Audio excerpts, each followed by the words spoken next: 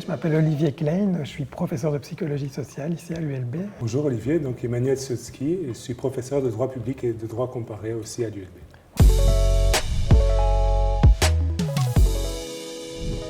L'expertise en droit, ce n'est pas une notion univoque ou c'est quelque chose qui reste assez flou. Ce que fait le droit, c'est qu'il organise de différentes manières ou à différentes occasions l'expertise. On connaît l'expertise judiciaire. Ce dont on a plus parlé dans le cas de la pandémie, c'est le fait que le gouvernement associe à la prise de décision une série de gens, de scientifiques ou de personnes disposant d'un certain savoir à la prise de décision.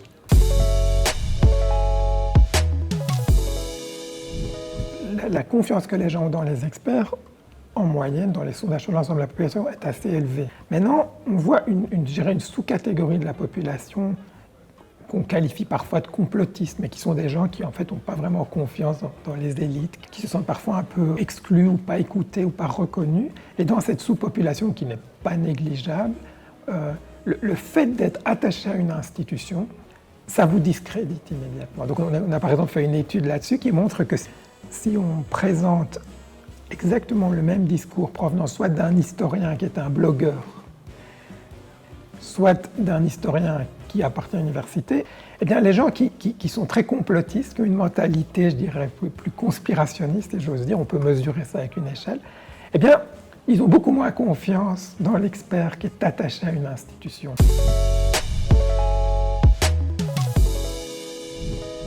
En Belgique, en tout cas, pendant la pandémie, les experts, malgré tout ce qu'on a pu dire à leur propos quant à leur pouvoir éventuellement démesuré, n'ont jamais formellement pris de décision.